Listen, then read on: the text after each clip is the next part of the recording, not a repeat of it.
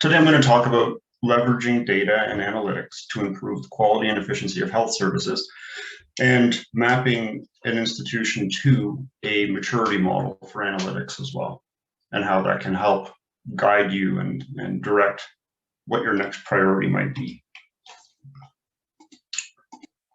So the agenda, I'll talk briefly about Quinte Healthcare and then about analytics maturity and some work that we've done at Quinte Healthcare to improve care and resource management, user adoption, and then a couple of AI use cases. So Quinte Healthcare is 4 hospitals spread across a fairly large geographic region. We have about 2,000 staff and 300 medical staff and around 270 inpatient beds, 4 emergency departments, and we have acute care, intensive care, mental health, complex, continuing care, rehab, and surgery, amongst a number of other services as well. But those are the main ones. Okay, so let's get back to this. So this is a map of the area. It's, as you can see, it's spread across a large region. This is Toronto here. For those of you who know where Toronto is, we're just east of that. Prince Edward County, Belleville, and Bancroft areas. So decision support at QHC, we have a number of skill sets in the department. So they consist of data integration skill sets, or ETL skill sets, data quality work that has to be done, metadata management so that the users can understand what they're looking at and allows flexibility for reporting and self-service and all that. And then analytics and machine learning. We build dashboards, scorecards of reporting, and we also do data strategy and architecture. This is a business intelligence maturity curve, and there's tons of them out there. I use this one for presentations just because it's really easy to understand what you're looking at. So this is the bottom of the maturity, and this is at the high end when you're doing prescriptive business intelligence. Recommendations in real time, etc. So about 8 years ago, Quinte Healthcare was down here, and we've gradually worked our way up this curve through ad hoc reports, drill downs, alerts, statistical analysis, forecasting, and predictions is where we're at now. And we're actually working on a project right now that is a prescriptive project, and I'll talk about that a little bit later. So I'm just going to walk you through kind of the progression along that curve with an example. So what you're looking at here is a screenshot of an Excel file, and then a graph representation of it that shows cases versus average length of stay. So the question here would be that decision support might get is, where are there opportunities to improve quality and utilization for our acute inpatient setting, for example? So you can see here we have, readmit rate, average length of stay, and then national and provincial benchmarking data. So how many conservable days were there? So how many days could we have saved? So that's just 2 examples of a quality and a utilization measure. And so the way that this would work is you would download this data and put it into Excel and start working through it, trying to spot where there might be some opportunities. And if you did this on a quarterly basis or twice a year, you would have to go through the same process each time. So there was a lot of repetition that occurred. It took a lot longer. So as we move up that curve, we now have a tool that looks like this. So this tool hooks up to our data warehouse and automatically flags indicators where there might be an opportunity for a quality improvement or for utilization opportunities as well. For example, for unilateral knee replacement, 492 cases were done in that year. The benchmark length of stay versus our average length of stay is higher. So that's great. Our length of stay is much less than what the provincial average is. But when we get over here to average total cost, it's $9,300. The provincial average total cost is $8,700. So there may be an opportunity here for improvement. So the user can click, drill in, and start to understand where there might be some opportunities. So this was kind of a little bit further up the maturity curve. And then we moved to this. So this shows the exact same information that you saw on both previous slides, except it's easier to spot things. You can compare things with each other, and much more drill down and drill across capability. And then we move to this. So machine learning, which is at the higher end of the curve. So we would use this approach after finding an opportunity, a quality opportunity or utilization.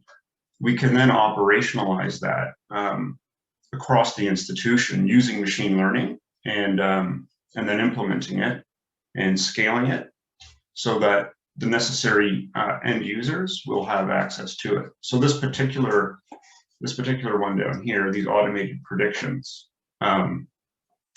there were a number of quality-based procedures in Ontario that we were being funded for. And the expectation was if you came into the hospital and you were one of these quality-based procedures, you had to follow a specific pathway, a clinical pathway through the hospital. And then there's also quality measures associated with these quality-based procedures that you want your institution to live up to. So it was important to flag COPD, CHF, or pneumonia patients. Well, when they're coming in, you don't know if they're COPD or pneumonia or CHF. So we built the predictive model that could accurately predict it 93% of the time. So you can see here the percent chance that this patient is a COPD patient is 94%. And the chance that this is a COPD patient is 44%. So for each patient coming through the hospital, it would flag, is this a QBP patient or not? And so that was kind of our first foray into operationalizing machine learning results. And then because we've moved up that curve, it allowed us to get into Agile Bl Development as well. So we can develop things quite quickly. This particular page was built in 48 hours when the pandemic hit us. So it's not pretty, and it's not meant to be. It was meant to be, how can we inform the institution of what's happening with COVID patients and our personal protective equipment supplies and our pharmacy supplies? Where is there room to put patients? Where are our suspected patients? And what's happening in our community and what's happening across Ontario as well. So we integrated numerous external data sources and tied various pieces together and built this out in about 48 hours, which was appreciated by everyone in the institution. It was the most heavily used portal that we've built. Now, so user adoption plays a huge role in your maturity as well, and it helps you to mature faster, and the maturity also helps the adoption. So they're helping each other basically. But back when we launched this kind of new strategy along the analytics curve, we had about 3% adoption rate for our various portals and analytic services. And this is across the whole institution. So about 3% of the institution was utilizing this reporting and analysis. And that was okay at the time. We were serving the emergency department, finance, senior leadership, the medicine and surgery departments as well. So every year we've moved up higher and higher adoption. Around here, it kind of, the growth rate was slowing a little bit. And so at that point we did user surveys, and we asked people questions. What are you specifically looking for? What do you need exactly? What questions keep you up at night? And so by really engaging more and more departments with these kinds of questions, we pulled out additional requirements that, again, pushed the adoption rate higher. And so the last time I measured it was 58% in 2020. And then the frequency of BI and analytics use also improved. So in 2014, we had 18% using it weekly. In 2016, that jumped up to 39% using these portals weekly, and then 48% in 2019. And again, a lot of people are using this daily now, 42%. So that really helped free up my staff's time as well, because as the self-service continued to grow, it gave my staff more time to work on harder, more challenging problems as well. So this was kind of what that shift looked like for them. So recurring operations shifted 65% down to 40, and it allowed us to work more on projects and more on innovation. This is an example of something that we built to track PPE use. So when COVID first hit Ontario and Canada, there was a run on personal protective equipment and many other things. And so we had to really tightly control and monitor what we had in inventory and who was using what and who had access to what. And so this was a way that we could do that. So all the managers across the institution have to use this tool to order new PPE, and then we report on it as well. And then we built in the results of what these ordering patterns were with the activity on the unit, so that we could then recommend how many they should get that day. And sometimes there were exceptions where they would need more or less, but generally speaking, it worked quite well. Emergency department volumes dropped quite a bit during COVID, and it was a bit of a struggle to keep staffing levels correct. So we had to monitor emergency department volumes and various other benchmarks on a multi-times a day. This was a tracker for pharmacy. So are we short, or are we going to be short a month from now or 2 months from now? What does our current inventory look like? What is our usage? And then projecting that out a number of months out so that we could scramble to get what we needed. Propofol was a big one that often we were very close to not having enough on hand. And this is a tool that we built for the surgery department. So it shows the volumes of surgeries, and you can see when the first wave hit right here, when surgeries were canceled in Ontario. So this tool allows them to slice and dice the data easily, save their reports, export the data, add additional filters that are over here on the side. And we built out a tool like this for every department every clinical department in the institution, so that they all have access to their information in an easy way. They can customize it, save it, and do whatever they want.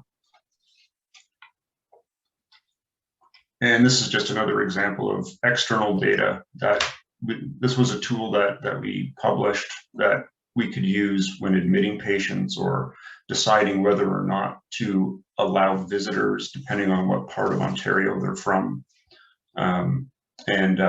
Do we have to screen you before surgery? So it was a tool that's still being used for that. Okay, use cases for artificial intelligence at QHC. So how do you select a good use case, and how do you prioritize a good AI use case? So this is an example. So there's 3 ideas there. Sepsis, can you predict sepsis before it happens? Because if you can, well, that would be great, because you could save a lot of people, and you could also save a lot of money and resources in the hospital and reduce length of stay. So, and then readmissions. Can you predict readmissions before the patient leaves? And if you can, that's great. Maybe they won't be readmitted if you can give them the supports they need before they're discharged. And predicting length of stay as well. So, and then there's kind of 4 criteria on this table. The value. So how valuable is this solution? Will it save time? Will it save money? Will it improve quality? What is the value of that? data availability. Do you actually have the data, or do you just have some of the data? And you know, are those data points that maybe you don't have, maybe they're really important. And if the data doesn't exist, you would score this as a 0 in the data section. Research. Are there other institutions that have already done this work that maybe you could learn from? And so you could do research and do it really quickly and understand how to build and deploy this? Or do you have to do all the research? And are you going to be spending time evaluating that? And then effort. How long do you think it'll take to build a proof of concept? You know, if it's going to take 4 weeks to build a proof of concept, well, then maybe the effort's, you know, a 4 or 5. You know, not very much effort. But if it's going to take, if it's something brand new that no one's ever done, then that might be a 1. It may be an effort of 1. So that's, you know, a simplistic version of how we prioritize and select use cases. And of course, you want to make sure that your use case is tied to the strategy of the institution that you're at, because you want to be working towards whatever goals that institution has for itself. So I'll walk you quickly through a use case that we are working on. This is predict length of stay for inpatient medicine patients at Belleville General Hospital using AI. So one of our sites is Belleville General. We're having a lot of capacity issues at that site. We're always surged over our budgeted beds. Staff have trouble taking vacation. Whole list of reasons why this is important. So this is an example of the fields selected, and we selected these fields based on literature review we did, a survey, which means we spoke to a number of physicians about what they thought some of the major fields are, some of the major data points are that would either make your stay longer or shorter, or what predicts length of stay. And so this is some sample data. So the fields were gender, postal code, marital status, do you have a family physician, what unit you're admitted to, your triage level, a whole bunch of things. And this is just sample data of, you know, 4 patients as an example. You got lab values in here and diagnostic imaging and that kind of thing. So this data would be run through, brought into our EDW every 15 minutes, and then the algorithms would pick it up. So to make a more efficient processing and open up to more machine learning algorithms to be used, the data points were transformed all into integers, doubles, etc. And of course, we did an analysis to understand correlations and relationships of various data points to each other to get a feel for what we were looking at. And we used 6 different algorithms that we used to try to predict this, and they were tuned and trained. The 3 best performing were decision tree, neural net, and random forest. Before are some snapshots of the decision tree model, which performed second best, and the random forest performed the best. So it predicted 67% of observations and explains about 55% of the variation. And so down here where these arrows are pointing, you have what the actual length of stay was and what the predicted length of stay was. So we have 12 days versus say 10 days, 4 days versus 4.8 days, etc. So the model was pretty good. The question is it, was it good enough? So, we need, so the group that asked for this specific project is the Clinical Optimization Committee. So it's a physician committee, and they thought that this would help to reduce length of stay. And so that's why we did it. So we need to, at this point, we need to determine, is this good enough, or do we need a couple of other data points in here to make it better? Now, there are a couple of data points missing. There was a couple that are quite relevant that that we couldn't put in the model because we don't have them. So we're at the stage with this one now. What's next? And you know, if we want to go forward with it, then operationalize it and launch it to a small group, and then gradually expand it out. We have a number of current active projects. The length of stay is the one I just walked you through. Another one is surgical optimization project. So the Ministry of Health said, you know, we have some money available. If you have ideas on how to improve throughput through the emergency rooms, because as you know, across the world and Canada, Ontario, there's a huge surgical backlog because of the surgical cancellations that happened twice in Ontario.